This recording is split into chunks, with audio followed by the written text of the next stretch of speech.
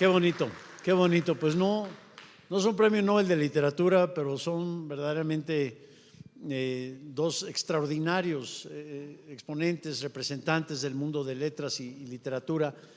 Aquí en nuestro próximo panel quisiera invitar a nuestro querido amigo Sergio Vela, que nos ha hecho el enorme favor de moderar el panel. Él es el director general de Arte y Cultura de Grupo Salinas. Sergio, por favor.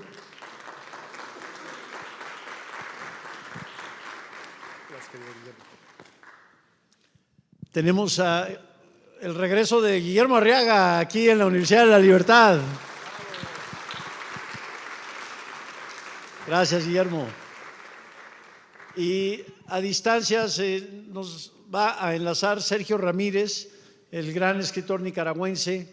Por temas de salud no pudo estar con nosotros físicamente. Sí quiero reconocer que él fue el ganador de la Bienal de la novela Vargas Llosa en la edición 2025, es decir, hace apenas un mes. Así que también un privilegio contar con él. Sergio, lo dejo en tus manos. Este es nuestro último panel. Muchas gracias.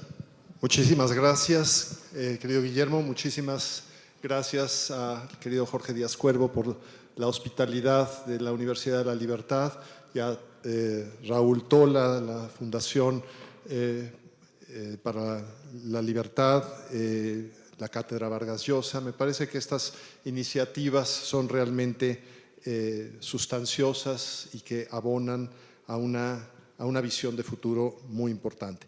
No requieren presentación, pero por cortesía lo haré. Sergio Ramírez es un novelista, diríamos nicaragüense de origen, ha pasado por una serie de vicisitudes con respecto a su nacionalidad. Premio Cervantes 2017, ganador de la Bienal de Novela Mario Vargas Llosa, como acaba de decir el querido Guillermo, en 2025, una amplísima trayectoria en la literatura, en la experiencia política, donde la reflexión sobre la libertad intelectual es crucial. Es un autor respetadísimo que habla también desde el exilio sobre la tensión entre literatura y poder. Y Guillermo Arriaga, que tampoco requiere presentación. Querido Guillermo, bienvenido.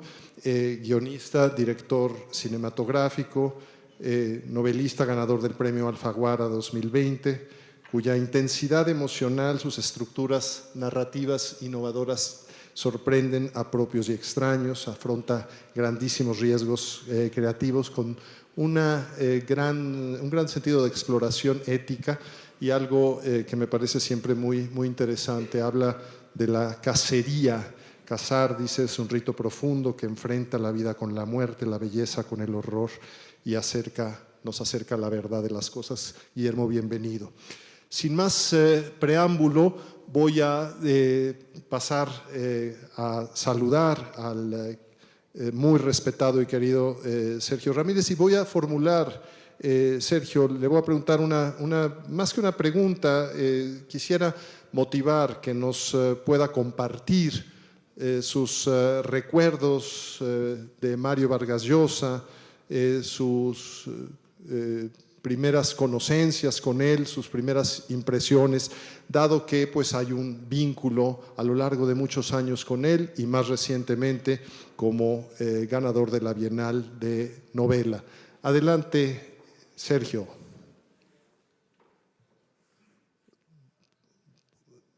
¿Sí anda por ahí? Sí. Bueno, yo diría que yo conocí a Vargas Llosa cuando leí La ciudad de los perros. Y mi admiración por él comenzó entonces, y yo era un adolescente y lo que me preguntaba era cómo un hombre tan joven podía haber concebido una novela semejante, que para mí era una gran novedad en el lenguaje, en el uso de los tiempos, de los espacios, y fue un verdadero descubrimiento. Después, varios años después, nos encontramos por primera vez en Dinamarca, en un congreso del Pen Club, que él era el presidente del Pen Internacional, y había un encuentro del Pen en el balneario de Helsingborg, en Dinamarca. Y ahí lo conocí junto con otra gran peruana, como fue la gran poeta Blanca Varela. Y yo estaba con Ernesto Cardenal en esa vez, porque esa vez estábamos buscando solidaridad en la lucha contra la dictadura de Somoza. De manera que fue nuestro primer encuentro de muchos que tuvimos en los años siguientes, porque cuando triunfó la revolución en Nicaragua, él vino en distintas ocasiones. La primera como director y productor de un programa de televisión que él tenía en Lima, hacer un reportaje sobre Nicaragua. Eso debe haber sido en el año 1980, 1981, por allí. Y luego llegó para hacer otro reportaje comisionado por el New York Times, una de las ocasiones que yo recuerdo.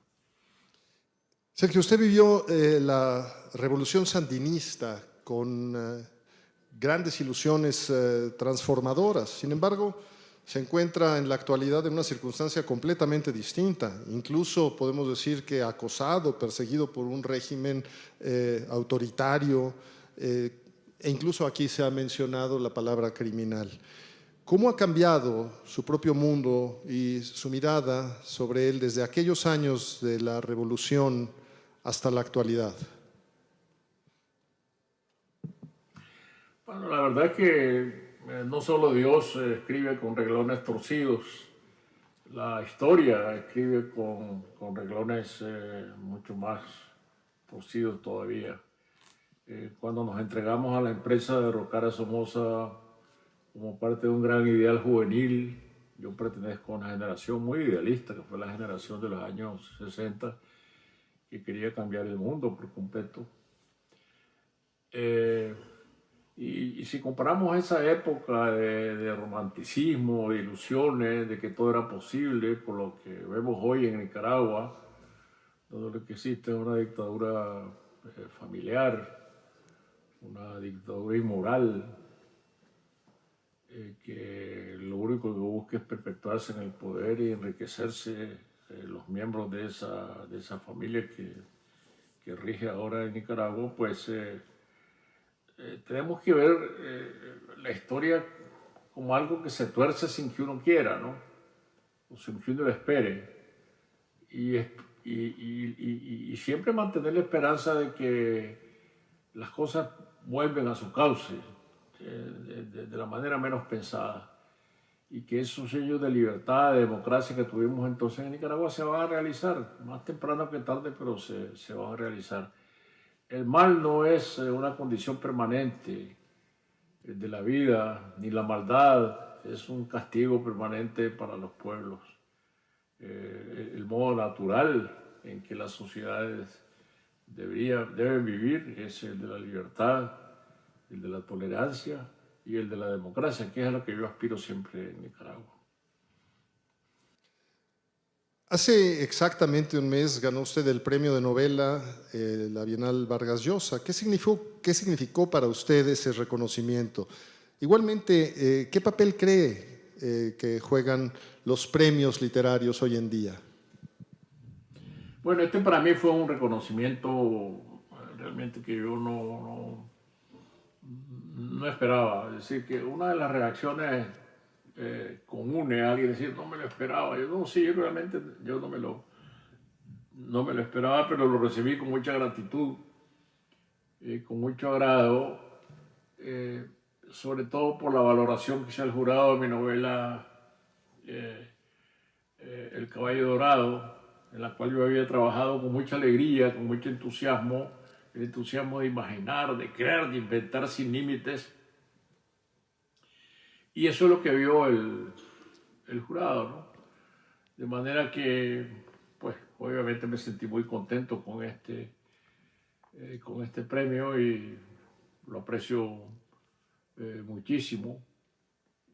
Y bueno, considero que es uno de los premios más prestigiosos que se da en América Latina por la seriedad con que el jurado actúa, por los otros nombres que están antes que yo, que han ganado este premio. En fin, es una gran satisfacción. Y bueno, Sergio, a ver, una última pregunta porque tampoco queremos abusar de su tiempo a la distancia. Vemos que estaba en su biblioteca y este Festival de Escribidores por segunda ocasión se lleva a cabo en la Universidad de la Libertad. Entonces, un par de libros que pudiera recomendar como lecturas indispensables para los jóvenes y como una última reflexión de su muy afortunada participación en este encuentro. Yo siempre recomiendo leer El Quijote y le recomendaría a los jóvenes, además del Quijote, que es una lectura para mí imprescindible. Yo hago por lo menos una lectura al año del Quijote como un rito. Pues también una de dos, o la Ilíada o la Odisea. Son libros fundamentales de los cuales uno no puede perderse. Yo podría citar 20, pero me estás preguntando por 2. Entonces digo, vámonos a la Odisea, que es la gran aventura del viaje de Odiseo, de Ulises, después de la guerra de Troya, porque enseña mucho las reglas de escribir la Odisea. Es un viaje, igual que el Quijote es un viaje, en ambos casos son viajes llenos de obstáculos.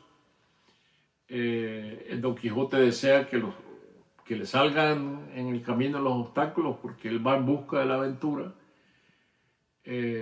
Ulises, al contrario, no quiere obstáculos, lo que quiere es llegar lo más pronto a la isla donde están sus querencias, su mujer, su hijo, después de 10 años de la guerra de Troya, y no se imagina que va a tardar otros 10 años en completar este viaje. Entonces, solo 2 libros que narran un viaje, 2 libros que narran obstáculos, y aquí nos vamos a encontrar con las reglas esenciales de la narración en los 2 libros, de manera que no solo es el placer de leer estos libros, sino de aprender los mecanismos de la escritura de ambos. Muchísimas gracias a Sergio Ramírez, muchísimas felicidades, qué placer poder escuchar estas reflexiones. Inicialmente íbamos a contar en esta charla con la presencia de la querida Ángeles Mastretta por algún problema de salud tipo influenza, no nos ha podido acompañar, le enviamos un saludo cariñoso. Entonces, querido Guillermo, resulta que vamos a estar en un tête-à-tête y quizá esto nos convenga un poco, o por lo menos a mí me convenga, para pretextar algo que era ya un punto que traía yo en la cabeza, dándole vueltas antes de enterarme que la querida Ángeles no iba a poder estar. Porque, digamos, a lo largo de los minutos, horas, cuartos de hora que está uno preparando una serie de reflexiones para abordar, escribir y leer en un mundo que cambia, yo quería comenzar justamente con el tema de la necesidad que tenemos de darle tiempo a la lectura, tiempo a la reflexión, tiempo incluso al silencio, porque vivimos un tanto aturdidos. Y entonces resulta que lo que iba a ser algo un poco más dinámico se convierte, por razón natural de ser un diálogo entre 2 nada más, en algo más sosegado. Tenemos un poco más de tiempo. Entonces, yo quisiera empezar a contar con tus reflexiones sobre este mundo ruidoso, estridente, que tiene, por supuesto, sus ventajas. El desarrollo tecnológico es algo asombroso. Sin embargo, siempre se corre el riesgo de que la herramienta pueda parecer una finalidad. Tú eres un hombre que ha estado inmerso y muy cercano a la creación cinematográfica, conoces el dinamismo de los medios audiovisuales. Entonces me parece que tu reflexión, tanto como escritor, narrador, guionista, cinematógrafo, etcétera, creo que es algo que nos puede orientar mucho. Empecemos por esta necesidad de contar con tiempo para reflexionar y encontrar nuestro propio ritmo para expresar lo que necesitamos decir. Ok, muy buenas tardes a todos. Agradezco la invitación, Raúl Tola, que no lo veo, pero siempre con su amabilidad me ha invitado a la Universidad de la Libertad. Sergio, muchas gracias por esta conversación. Mira, en España hubo una discusión, un debate que propulsó una influencer que dijo algo sobre la lectura que yo no estaba muy al tanto porque es una influencer que realmente en México nadie sabe, pero estaban muy angustiados lectores y escritores al respecto de lo que había dicho ella, porque creo que tiene como 10 millones de seguidores, que pues leer no te hacía mejor persona, leer no. Entonces me preguntó, dije, bueno, es que la verdad es que si no leemos no pasa nada. Si no leemos a Vargas Llosa, ¿qué nos pasa? Nada. Si no leemos a García Márquez, ¿qué nos pasa? Nada. Si no leemos a Sor Juana Inés de la Cruz, ¿qué pasa? Nada. El problema es que si los leemos, Claro, entonces nos pasa todo. Y eso me llevó también a hacer una reflexión sobre la ficción. ¿Por qué existen ficciones? Y más que nada, hay gente que dice, yo no leo ficciones porque son fantasía. Yo leo libros de economía, libros que me traigan cosas reales. Digo, si la ficción es una fantasía, ¿por qué es lo primero que prohíben los gobiernos? Pues es una fantasía. ¿Por qué se queman libros? ¿Por qué hay este afán ahora en ciertos gobiernos en sacar de las librerías públicas o de las escuelas las ficciones? Aquí acaba de estar Dolores Reyes, que Come Tierra lo prohibieron, lo demonizaron, creo que ni siquiera sin haberlo leído. Me gustaría ser Dolores Reyes, por cierto, que alguien prohíba mi libro. Ojalá el Papa diga que no lean mi libro y eso seguramente me va a conseguir muchas ventas, pero a Dolores le consiguió muchas ventas. Pero la ficción debe tener algún poder que provoca que los gobiernos le teman. ¿Por qué le temen a un novelista si supuestamente está inventando algo? Y yo escribo novelas que no son cortitas, la verdad, mis novelas están, las últimas 4 que he escrito tienen un promedio de 700 páginas. Algunas son más voluminosas, pero con la tipografía hacemos la trampa, entonces en lugar de tener 1200 tienen 700 otra vez, pero es que la tipografía cada vez más chica. Y creo que escribir un libro así es un acto de protesta frente a esto que dices. Estamos más que abrumados por este ruido, estamos apantallados, incluido yo. Nos las pasamos viendo la pantalla, nos las pasamos viendo Instagram, que es muy divertido, la verdad. Es muy divertido verlo. Pero hay datos muy curiosos al respecto. Se condena a esta juventud a decir no se leen, y es mentira. Se empieza a leer más. Hay más asistencia a los museos de los jóvenes que nuestra generación. Creo que tú eres mucho más chico que yo, pero ¿no? ¿Cuántos tienes? 61. Ay, eres un muchachito. A los 61 eres un chamaco. No hay como nacer en el 58. Y están yendo más a museos, se está leyendo. Algo provocó el Twitter, por ejemplo, o el WhatsApp, que se volvió a escribir. Entonces, ya hay también una relación con las palabras. Entonces, eso es la parte optimista. La parte pesimista de la no lectura es que la mayor parte de los estudiantes universitarios en este país tienen un promedio de 250 palabras.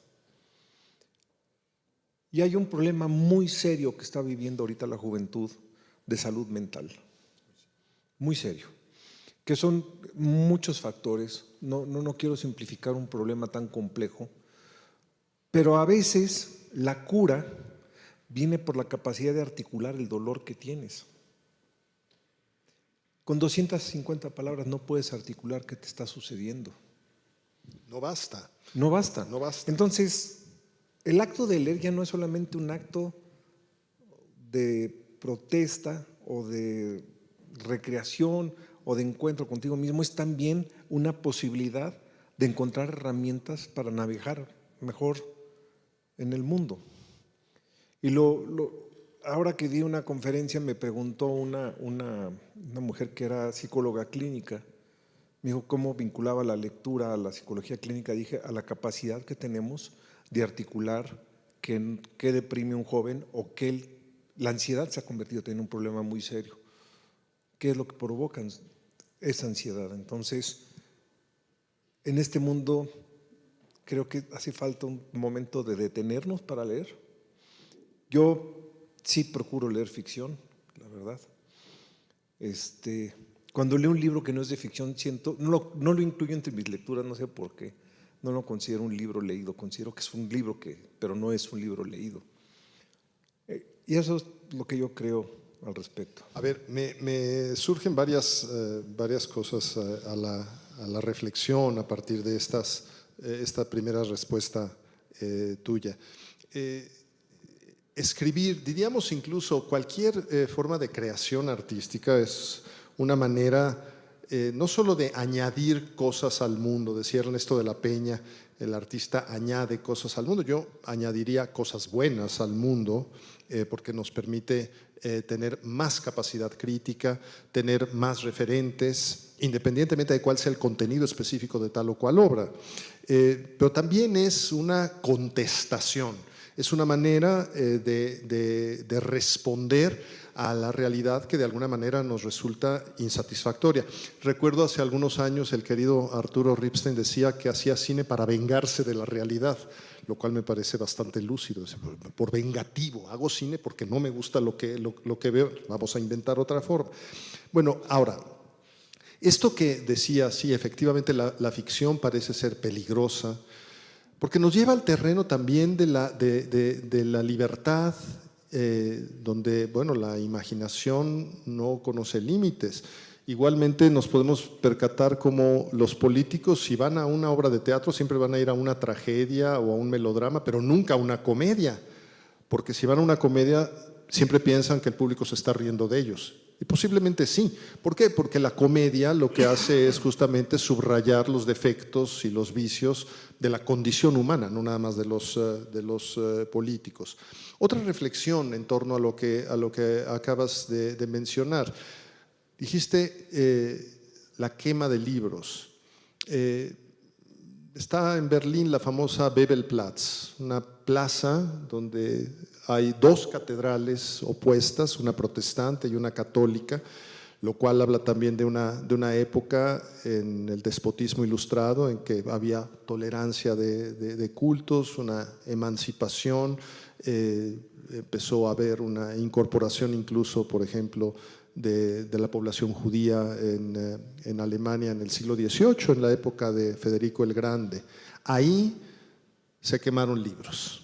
Hoy en día hay un monumento bastante impresionante porque no es visible a simple vista, hay que pasar por la plaza y resulta que hay un recuadro, 2 metros por 2 metros más o menos, con un vidrio blindado muy, muy grueso, y abajo se ve una biblioteca cuadrangular con los estantes vacíos. Heine lo vaticinó. Heine, gran poeta del siglo XIX, dijo: donde se queman libros, después se queman seres humanos.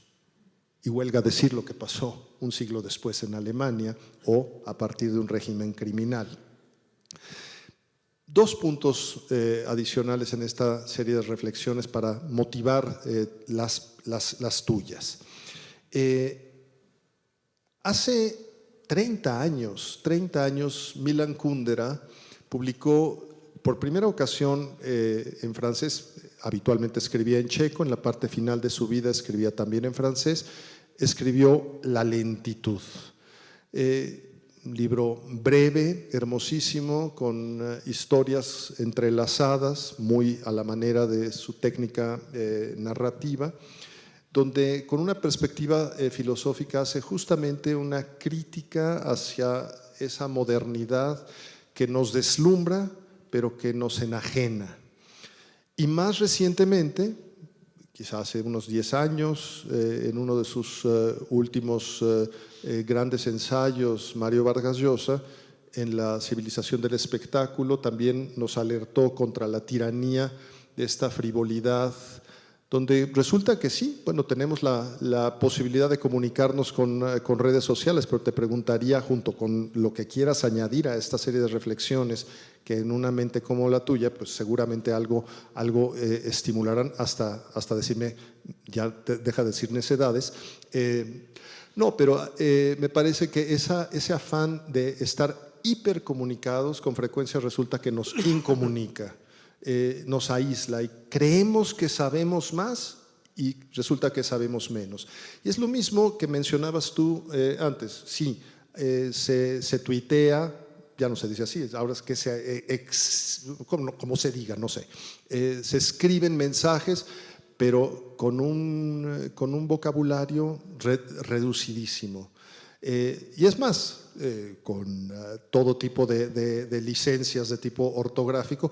Y hace algún tiempo veía yo alguno de esos memes muy ingeniosos que decía tanta evolución para volver al principio, y claro, aparecían jeroglíficos egipcios. No estamos escribiendo con emoticones, con jeroglíficos. ¿Qué piensas de todo esto? Bueno, primero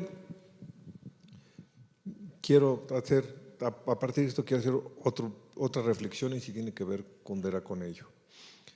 Para los que crecimos creyendo en el socialismo y que nos educamos en el marxismo, una generación que creía fervientemente en el socialismo, el libro La broma de Kundera abrió una perspectiva muy feroz de la tentación que puede tener cualquier gobierno de ser autoritario.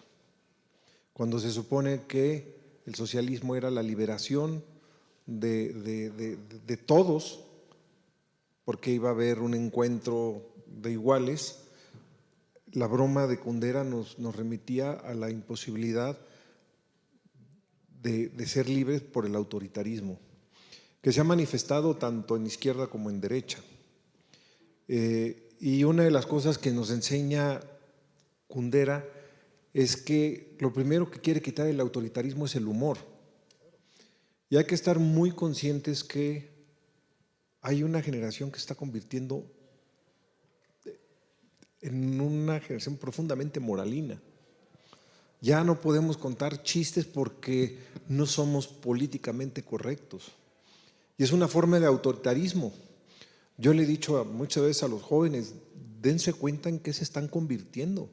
Mi generación luchó contra toda esta mojigatería y toda esta represión y la peleamos, la ganamos, y ahora resulta que estamos mal, que no podemos decir que el humor se va debemos deshacernos del humor porque ofendemos.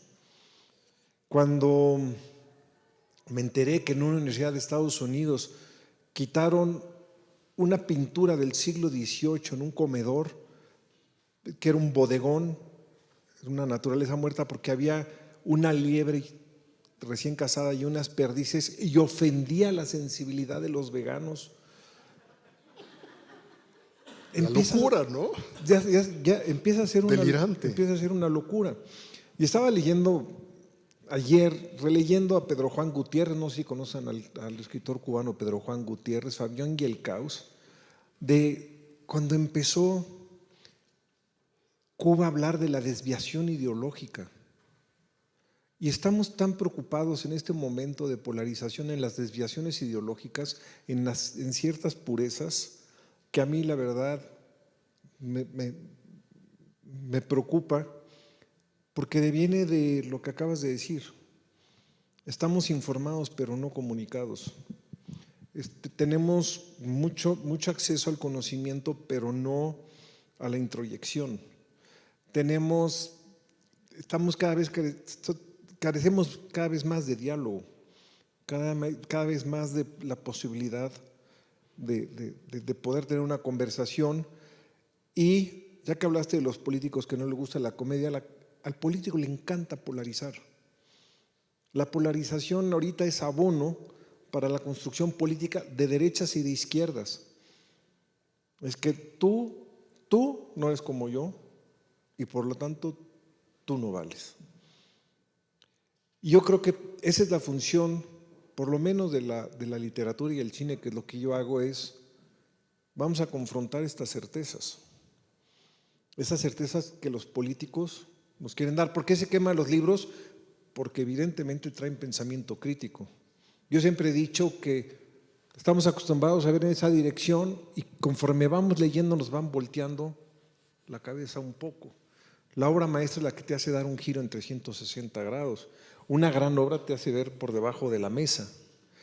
Y la tremenda obra es la que después de darte todos esos giros empieza a entrar dentro de ti y empieza a descubrir cosas que dices, ay, yo no sabía que esto existía aquí adentro.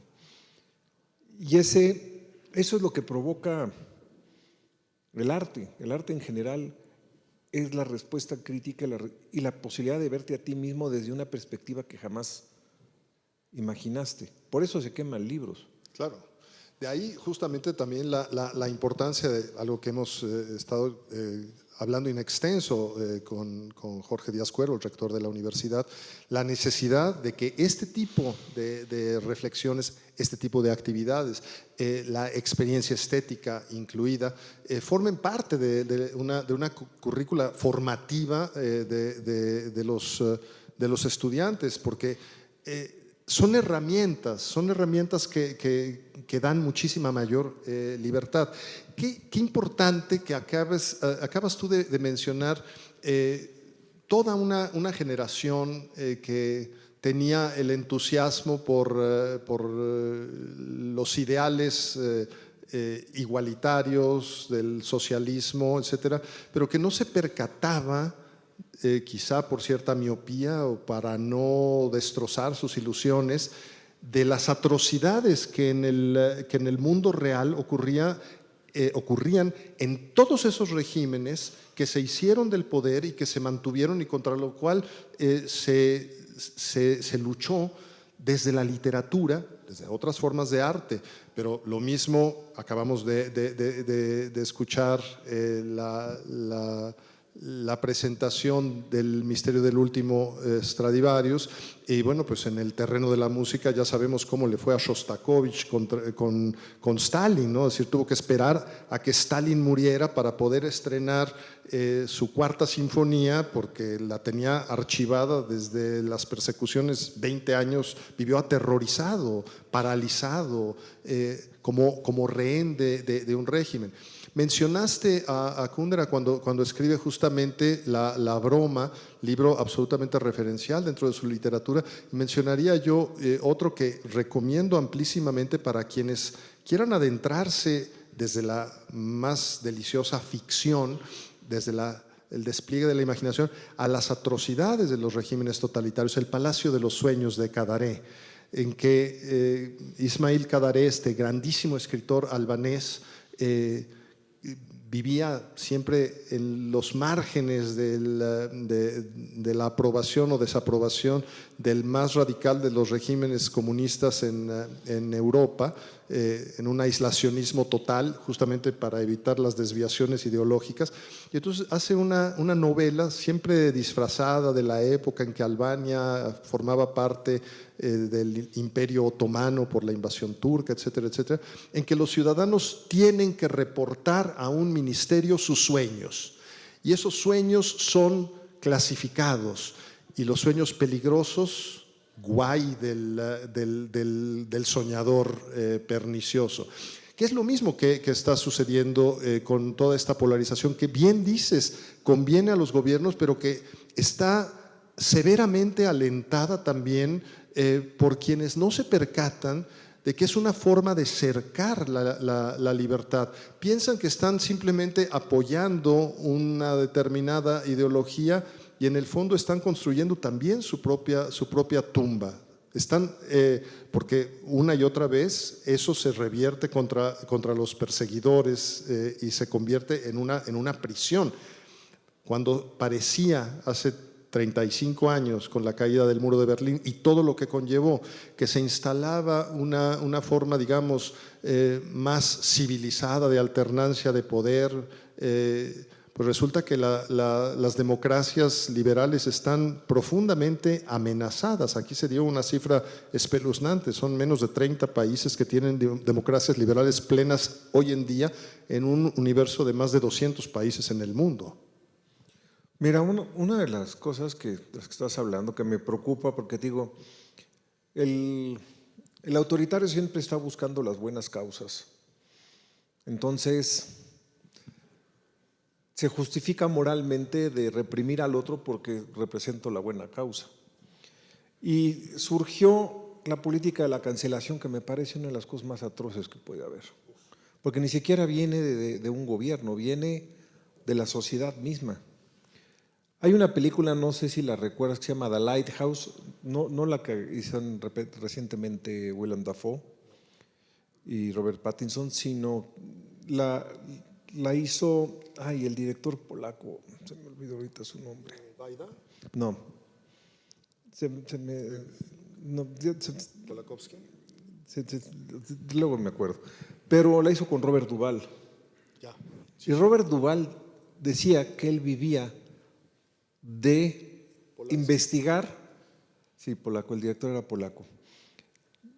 Y de hecho yo le di un premio en Venecia, pero se me fue el nombre. De investigar la vida de cada quien, y decía, toda persona ha hecho algo en su vida que le merece por lo menos 5 años de cárcel. Y mi trabajo es investigar qué es eso para extorsionarlo. Yo nada más quiero decirle a aquellos que cancelan que tarde o temprano les van a encontrar algo que los va a cancelar. Hay un caso de alguien que, recuerdo, con mucha vehemencia canceló a otra persona, en este caso un escritor, y no, y tú, y tal. Y luego esta persona fue profundamente cancelada. Ella la acusaba de abusos de todo tipo, y a ella se le descubrió, esta persona, que también cometía abusos de todo tipo, y los dos fueron cancelados. Entonces, antes de cancelar hay que pensar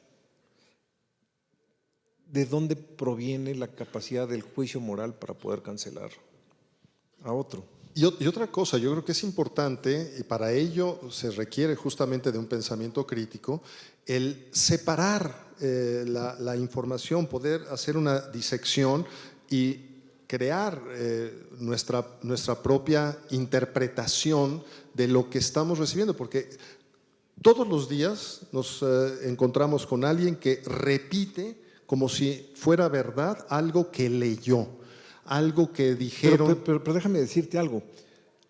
Una de las virtudes de la ficción es que no emite juicios morales. Claro. Entonces, por eso también se torna peligrosa, porque te mete en un terreno de la ambigüedad. Donde la moralidad está en manos del lector. Es decir, ¿qué hacemos nosotros? Cualquier decisión que tomamos tiene implicaciones éticas. La moralidad es una cuestión individual, pero no en la obra. La obra de arte no tiene por qué ser una forma de adoctrinamiento, ni una forma de conducción de conciencias. No es un catecismo. Lo que yo he dicho es que por lo menos la novela no aguanta pesos ajenos a la novela. No aguanta un peso moral, rara vez aguanta un peso ideológico. Cuando quieres mandar mensajes con las novelas, terminan envejeciendo muy mal. García Márquez se dio cuenta de esto. Sí. Cuando él era una gente muy de izquierda, lo sabemos, muy comprometido con Fidel Castro, pero cuando escribió 100 años de soledad dijo, no puedo hacer yo, no puedo meter ideología de lo que yo creo. Hizo abstracción de su propia ideología. Y entonces lo que nos presenta son seres humanos debatiéndose en un problema humano que no es un problema necesariamente de tipo moral. Eso lo deja en manos del lector. Y otra cosa que me parece que hace la ficción o el arte en general es que como está construido con el inconsciente recoge información que no sabemos cómo la procesa. Pero la procesa de tal manera que puede anticipar, como Kafka anticipó los autoritarismos, él anticipó el nazismo. como Orwell, ¿no? Sí, cuando leemos el proceso y no sabemos ni por qué ocurre el proceso, ni de qué está acusado, nos damos cuenta del horror, pero cuando vemos la realidad de los regímenes autoritarios y advertimos lo que está pasando en nuestro país, sin independencia de un poder judicial, con un control absoluto, es decir, las cosas hechas a modo del poder. Entonces resulta que la pérdida de la libertad sí es un asunto grave, preocupante, es un riesgo cotidiano, pero en general las personas no tienen mucha noción de ello, no se percatan quizá porque el concepto de libertad resulta un tanto abstracto y tendríamos que hablar quizá de libertades específicas, como es la libertad para contar un chiste en un debate de cualquier índole, la libertad para ofender. Es decir, bueno, sí, ofendemos y ni modo, es decir, es parte del discurso civilizado, es decir, es una manera de evitar que nos demos de cates o balazos, ¿no? Es decir, pero ahora resulta que tampoco se puede debatir así ni siquiera parlamentariamente, lo cual es verdaderamente absurdo. ¿Qué haríamos sin el sentido del humor en los debates parlamentarios británicos, no? Sí, pero hay que también reflexionar por qué hay sociedades que están dispuestas a perder la libertad. Por supuesto, a ver. Porque yo creo que el hambre es un impulsor de la falta de libertad. La aparición de la otredad es un factor que impulsa la falta de libertad. El modelo chino, por ejemplo. ¿Qué prefieres? ¿Comer y que todos estamos a toda madre, sin libertad? ¿O el hambre con libertad? Entonces, el desorden es un gran abono para que las personas prefieran un orden sin libertad. Fíjate, es muy interesante porque las tribus germánicas que convivían en los márgenes del Imperio Romano, siglo I antes de Cristo, siglo I de nuestra era, II, por ahí, hay que leer la Germania de Tácito, etcétera, decían que necesitaban que hubiera paz para estar listos para la guerra. Y no tenían no le daban una particular importancia al sentido de justicia general, sino al orden. La idea del orden frente a la justicia es un riesgo terrible. Cuando analizamos un poco lo que ocurrió en 1923, la hiperinflación en Alemania, donde era más barato quemar carretadas de dinero impreso que comprar carbón, que además no había. Es decir, los billetes podían alcanzar 1.000 billones es decir, una cantidad de ceros ya ridícula. La gente estaba harta del desorden. Y cuando alguien promete orden, con frecuencia, incluso una sociedad tan evolucionada culturalmente, tan formada académicamente como lo era la alemana hace 100 años, estuvo dispuesta a sacrificar su libertad a cambio del orden. ¡Qué riesgo! Perdón, tengo una anécdota sobre eso. Fui a Alemania a presentar un libro mío que se llama El Salvaje y me dijeron los periodistas, es que tu país es muy bárbaro. Y me dicen ustedes, los alemanes, a mí. Ustedes que hace 80 años mataron ¿cuántos millones de personas?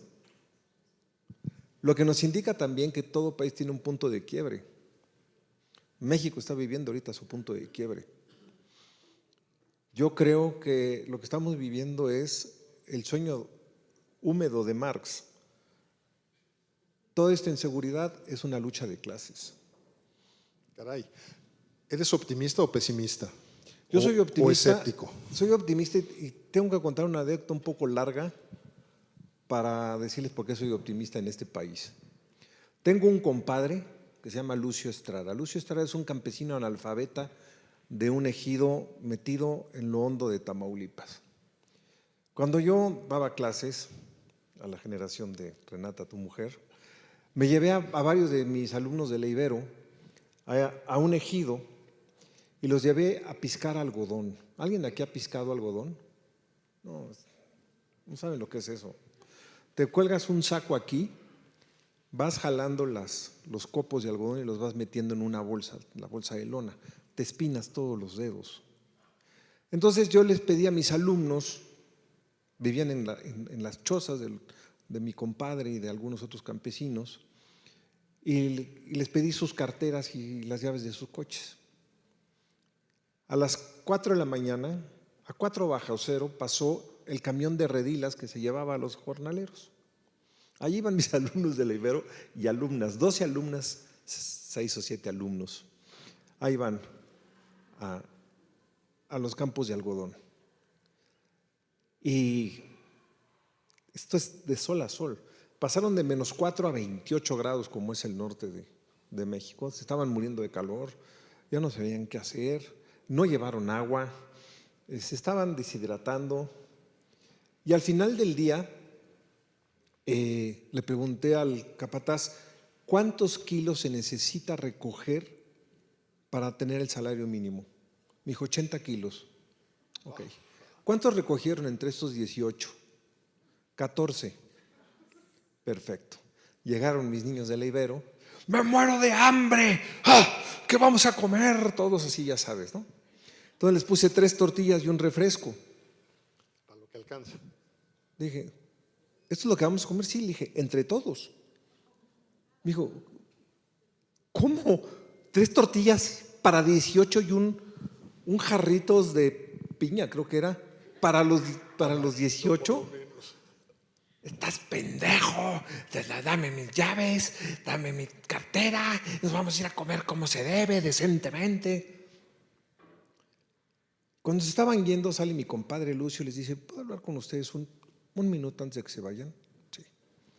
¿Qué daría yo porque alguien me devolviera una cartera y unas llaves del coche?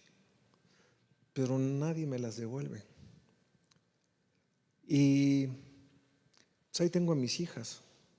Eran chiquitas mis ahijadas. Y a veces tenemos que comer una tortilla todos, donde le pusimos, la bañamos de aceite, donde alguna vez cocinamos carne, porque no nos alcanza para más. Y por un día, por una vida como la que tenemos nosotros, salen corriendo, ¿qué esperanza nos dejan ustedes que pueden cambiar este país? Empezaron a llorar. Mis alumnos devolvieron sus carteras y sus llaves y entraron, y aquí el motivo de mi optimismo. Lisbeth y Yolanda, mis ahijadas que tenían 6 y 4 años, les dijeron, les repartimos lo que tenemos nosotros, los frijoles, alcanza para todos. Entonces, por gente como Lucio, es que yo confío en este país. Quiero decirte que cuando entró el Tratado de Libre Comercio, que no quiero hablar de sus virtudes o sus defectos, simplemente quiero vivir lo que yo vi en ese momento, es que los ejidatarios mexicanos no tuvieron con qué competir contra los productos gringos. Entonces, la mejor cosecha que tuvo Lucio en su vida fue ese año. Lo que vendió no le alcanzó ni para comprar semilla porque el sorgo americano venía o subsidiado, entró baratísimo y lo reventó a todos. Insisto, no estoy aquí haciendo una crítica al Tratado de Libre Comercio, simplemente estoy platicando de lo que vi a ras de suelo. ¿Qué sucedió con la familia de Lucio? Tuvieron que emigrar.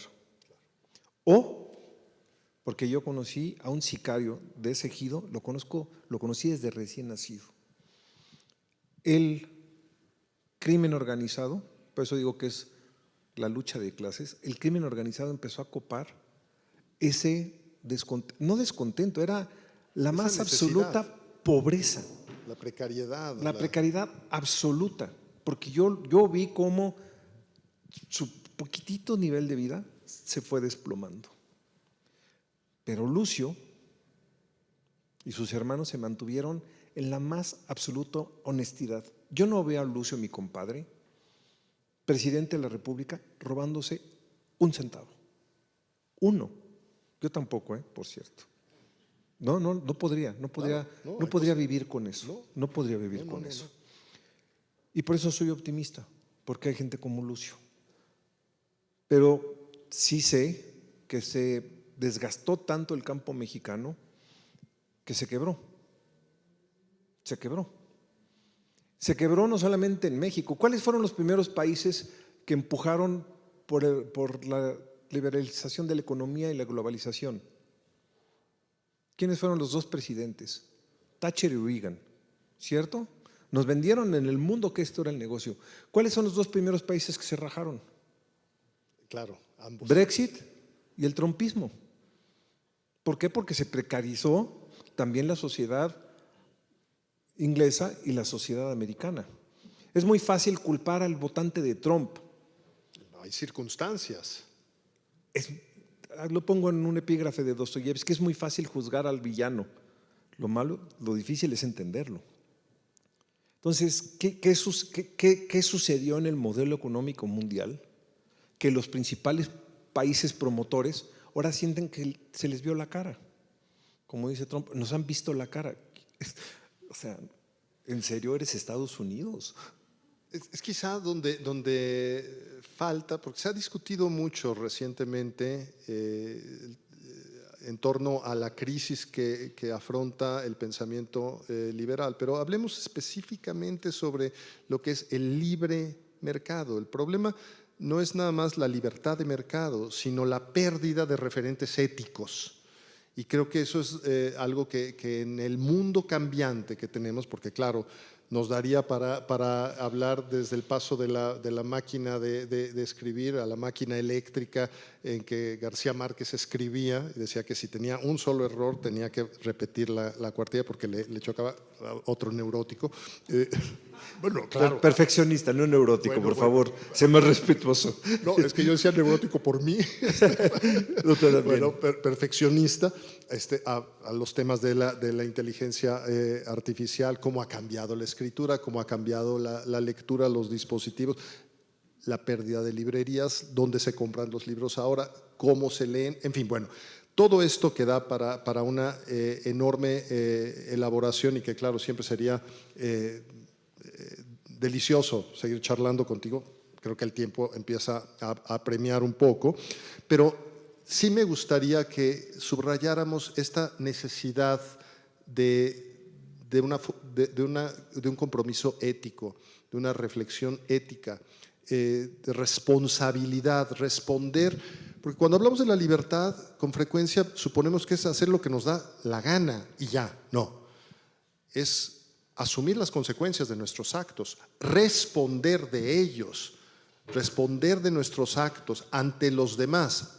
Y la responsabilidad social está también en no permitir que alguien esté muriéndose de hambre porque sus circunstancias son las que son, sin menoscabo de la defensa de un régimen de intercambio libre de bienes y servicios, donde si la libertad de veras pudiera extenderse, beneficiaría a todos, no nada más a unos cuantos. Pero permíteme, ¿puedo interrumpirte un segundo? Yo quisiera hacer la reflexión que hizo Freud en El malestar en la cultura. Sí. Cada vez nos reprimimos más con la esperanza de que socialmente se nos recompense en la medida en que nos reprimimos. Entregamos, como dice Freud, energía libidinal para ser transformada en satisfactores, pero el malestar en la cultura es que cada vez estamos más reprimidos y cada vez tenemos menos satisfactores. Entonces creo que debe de ser un ejercicio colectivo, no solamente un ejercicio individual, sobre cómo vamos a conseguir, o sea, qué tanto voy a sacrificar yo para que todos seamos libres.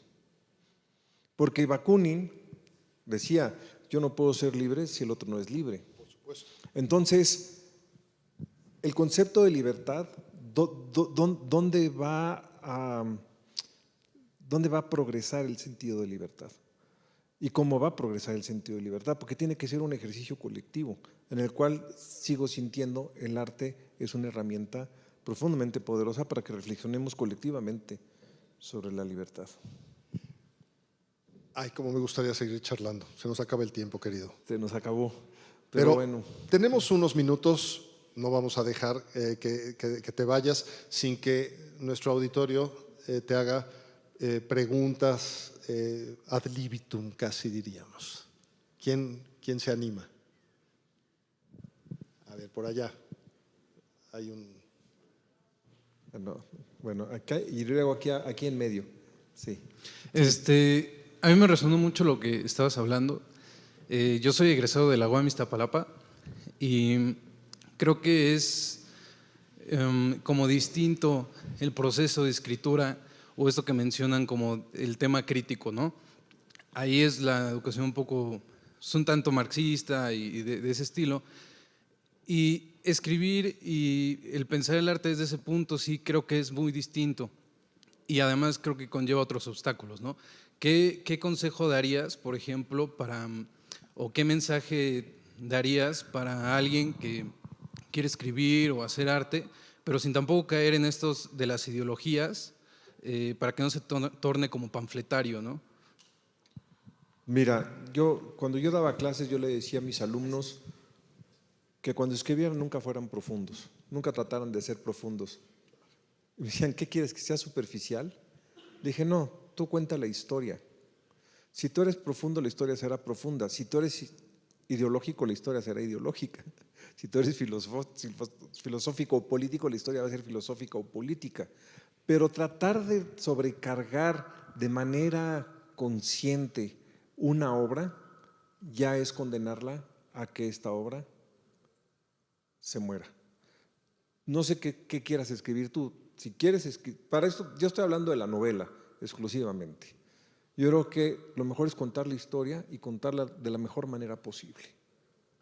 Algo tuyo se va a filtrar, pero que no sea de manera consciente y a propósito, porque entonces sí doblegas la frágil estructura del artefacto de la novela. Eso es lo que yo pienso. Y aparte, lo decía ayer con Gustavo Rodríguez, premio Alfaguara, gran escritor peruano que estuvo aquí hace rato. Lo decíamos, es que no hay control sobre la obra. Yo no te puedo decir, ahorita vengo, voy a escribir la novela que me va a dar el premio Nobel. Se los juro que si pudiera ya la hubiera escrito. O no puedo decirte voy a escribir un bestseller. Es más, J.K. Rowling ahorita no sabe cómo escribir un bestseller. Y ni siquiera creo que García Márquez al final de su vida, supiera cómo escribir un libro mejor que Cien años de soledad. Entonces, tratar de controlar una masa tan rebelde como es la creación literaria es muy complejo y muy complicado. No sé si respondí a tu pregunta. Con creces. Bueno, yo quería regresar un poquito a lo que hablaban antes de este debate de si el lenguaje se está empobreciendo por la manera como nos comunicamos en los chats, en las redes sociales y demás, y sobre todo las generaciones más jóvenes. Habla un lingüista estadounidense, James McWhorter, que este lenguaje que se ha desarrollado para las redes y para estas mensajes es más bien otro, con los emoticones y con las abreviaturas, él lo entiende como simplemente otro código, otro lenguaje. La gente realmente, esa manera de expresarse en esta plataforma que tenemos ahora en las manos, no es algo que se traduzca al lenguaje oral, ni a un texto académico, ni a un texto literario. Simplemente a lo mejor valdría la pena, creo yo, pensar si realmente es este nuevo lenguaje que se ha desarrollado para esa plataforma específica lo que está empobreciendo el lenguaje o es algo más. No, mira, yo he aprendido a no condenar nada, ¿no? Lo que voy a decir quizás sea mentira, es muy probable que sea mentira, pero es bonito. Dicen que el chino no tiene palabras abstractas. Tú no sé si sepas chino, pero dicen que no hay palabras abstractas, sino hay pictogramas concretos y que, por ejemplo, el pictograma puerta cerrada con corazón equivale a tristeza. Entonces, probablemente estamos creando unas nuevas formas de lenguaje. Lo que creo que es necesario, porque digo, lo más fácil va a decir, ay no, los emoticones nos están empobreciendo, sería la solución más fácil. Lo único que necesitamos es saber si los emoticones nos van a dar herramientas suficientes para expresar lo que nos sucede. Punto. Si es un nuevo lenguaje, si es un nuevo signo, simplemente sirve para crear pensamiento crítico, sirve para comprendernos a nosotros mismos, sirve para entablar diálogo. Si sirve, entonces, ¿qué importa cómo nos expresemos? Yo en lo personal pienso que no sirve, que va a ser muy difícil poner emoticones para demostrar ansiedad, por ejemplo.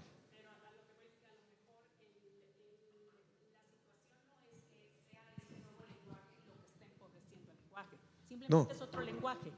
Es otro lenguaje, sí. Es otro lenguaje y valdría la pena identificar la pérdida de la capacidad de expresarse de una manera más profunda. Tal vez no sea de que se ha desarrollado este lenguaje, sino venga de otro lado. Y a lo mejor rascarle un poquito más podría ayudarnos a encontrar la solución para solucionar ese problema puntual que tú dices. A ver, ella había levantado la mano y luego el compañero que está atrás de… Hola, buenas tardes. Guillermo, qué placer escucharte. Quería preguntarte por el simbolismo de la muerte en tu obra y que es un tema que tratas muy recurrentemente, y ahora que hablan de distintos elementos de cómo vivir la vida, la cultura de cancelación, el lenguaje, y ahora que dices la anécdota sobre tu compadre Lucio, ¿cuál sería desde tu riqueza de vida la forma de vivir esta finitud que tenemos como seres humanos en un mundo cambiante y en un mundo como en el que estamos? Mira, ayer hice un ejercicio con un club de lectura que les pedí que se miraran las manos. Entonces, todo el mundo se miró las manos. Y dije, ¿saben en qué se van a convertir esas manos? En las manos de un cadáver. ¿Han acariciado las pieles que han tenido que acariciar? ¿Le han roto la madre? Ahora sí, como dicen en mi barrio, ¿le han rompido el hocico? ¿No? ¿Qué vas a construir con ellas?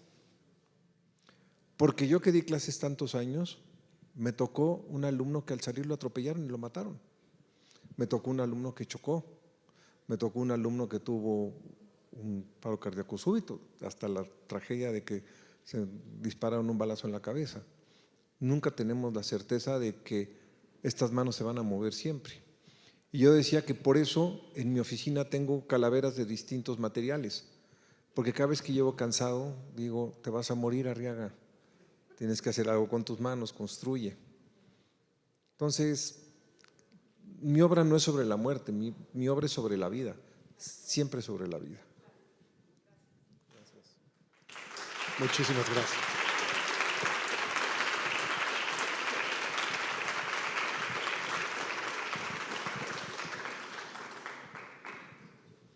Bueno, pues muchas gracias. Muchísimas gracias, querido Guillermo, siempre un placer. Raúl. Muchísimas gracias a Sergio Vela, a nuestro querido Guillermo Arriaga y a Sergio Ramírez por cerrar de una manera tan brillante la segunda edición del Festival de Escribidores. Muchísimas gracias, rector Díaz Cuervo, y a la Universidad de la Libertad, y a todos ustedes por habernos acompañado en estas 3 jornadas en las que hemos hablado de pensamiento, de política, de literatura y de libertad. Ha sido un placer. Nos volvemos a ver el próximo año. Roberto. Gracias, muchas gracias, Raúl. Si quieren pasar, Guillermo, Sergio. Una foto primero y después aquí a sus asientos.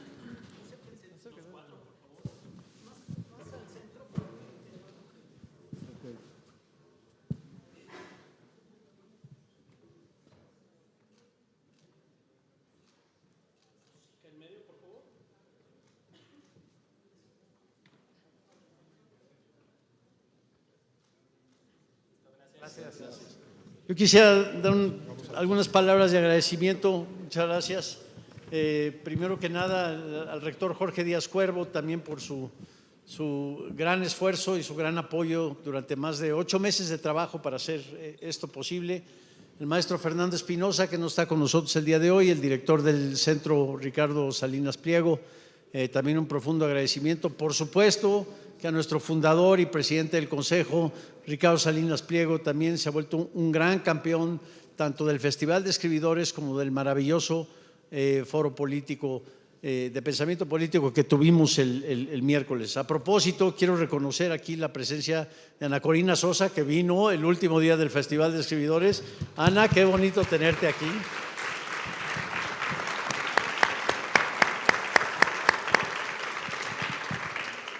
Estamos muy orgullosos de esta alianza que tenemos con la Fundación Internacional para la Libertad. Yo he trabajado con Gerardo desde la incepción de la fundación en 2002, pero recientemente hemos hecho cosas muy bonitas de la mano también de Raúl Tola, que se ha vuelto un gran amigo de la universidad y de todos estos esfuerzos.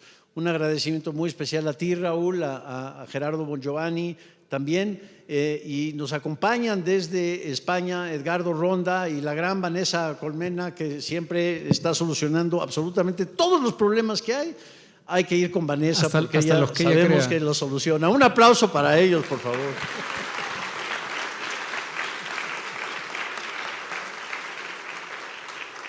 Y se dice fácil, pero acá atrás ven todos los aliados que estuvieron detrás de la realización de este evento, de Grupo Salinas, obviamente TV Azteca, ADN Noticias, que ha dado una gran cobertura, Sergio Vela y su grupo en Arte y Cultura, Caminos de la Libertad. Vimos también qué hermoso documental, el videodocumental que nos participaron. Silvia Mercado no está el día de hoy, pero también Relial, Algorit, en fin, todos estos. Librerías Gandhi, muchísimas gracias por nuevamente estar con nosotros el día de hoy. Eucario, La Malinche, ¿dónde estás, Eucario?